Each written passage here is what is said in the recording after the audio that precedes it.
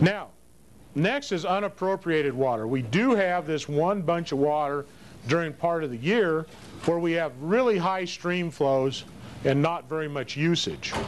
So come the springtime, when we get a lot of spring runoff, there is tremendous amount of excess water coming down the stream.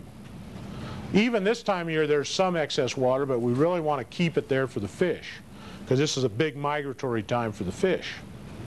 But in the spring, during the high water, there's 2 or 3 months that there's way more water than is being used. Well, a couple things can be done. You know, we could divert it into reservoirs and store it, which we don't have capacity here in Walla Walla to do, but in areas they do that. And so they will build storage and then let it flow back into the river throughout the summer.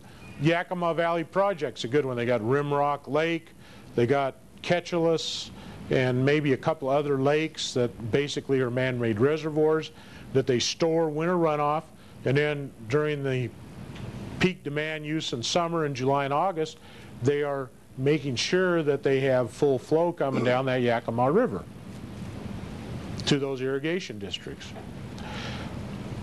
In this valley, we have a lot of people that use that high water time to irrigate, pre-irrigate their ground.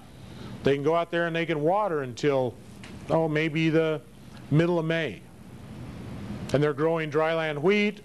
Now they can supplement that dryland wheat with a little irrigation, get a little more water build up in the profile, and get a little more total yield out of the crop.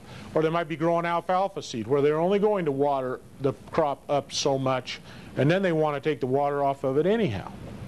So there's a couple of crops in the area that work fine with that supplemental concept of water, and that only time that water is available is during high water times. In this valley it's during the spring.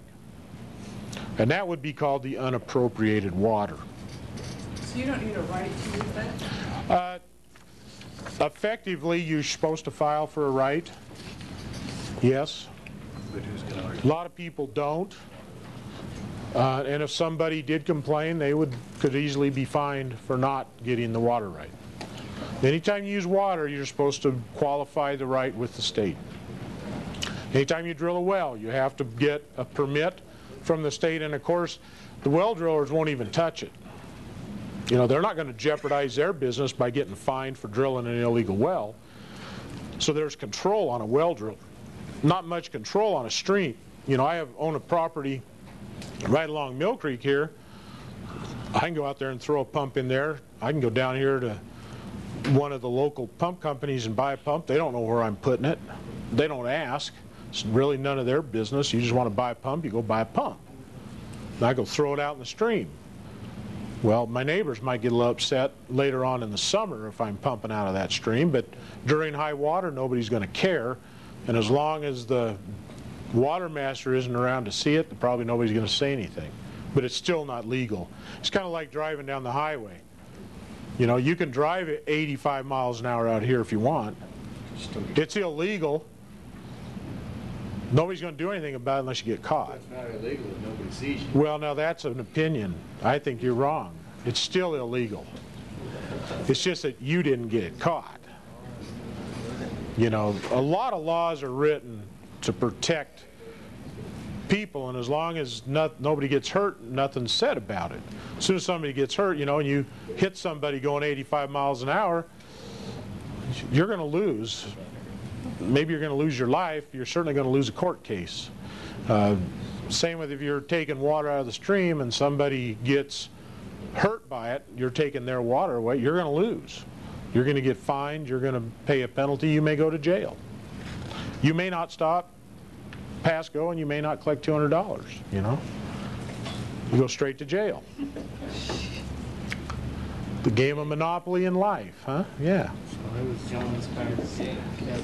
Okay, so that's water rights in a nutshell. We really have an ongoing development of the way to manage water, especially surface water, but that's not really true. Even groundwater, all of the underground wells have to be monitored in the state now.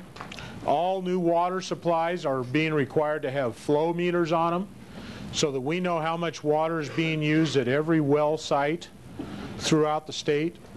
All these surface pumps down through the valley are being monitored for total water use, so that they're monitoring the flows on all these systems to determine the total amount of water being pumped.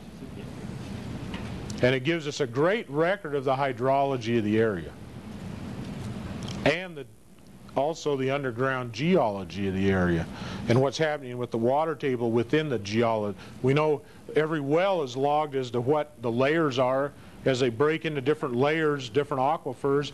It's all mapped. And so they know at 23 feet they hit a certain fractured layer of basalt with water. They note that. At 32 feet it becomes solid again, they note that. At 65 feet it hits another fracture layer, it's noted. And so they're starting to map the underground topography of the ground, just like the surface is mapped. And they have enough wells in this area now that they have a pretty good map of the geological structure of the valley and how the basalt flows come down through the valley and where the fractured layers are within those basalt flows. And so when you go to drill a well out here somewhere, they can pretty much know exactly what's going to happen before you ever put the rig over there to start drilling the hole. You can just about bet where you're going to hit water and about how much right down through the system. Especially if you bring the witcher out, you know. You have to believe. The drowser. The drowser. And I'm not saying one way or the other, because I have seen it done and I have seen it work phenomenally.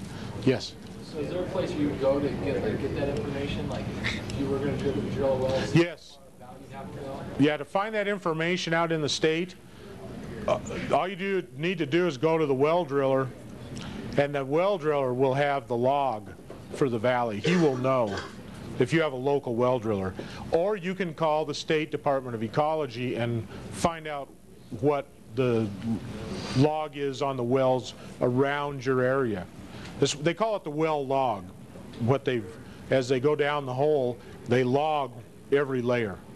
And so if you want to find out what your neighbor X, Y, Z had in their wells around you, you can get the well logs of each of those holes. It's public knowledge. Yeah. Then you'd have a real good idea what's going to happen at your spot. Now it's kind of like the ground out here. You don't know exactly where the little hills and dales are going to be because the underground flows kind of, they roll along too. So there is some divergence. It's not perfect, but it's pretty close.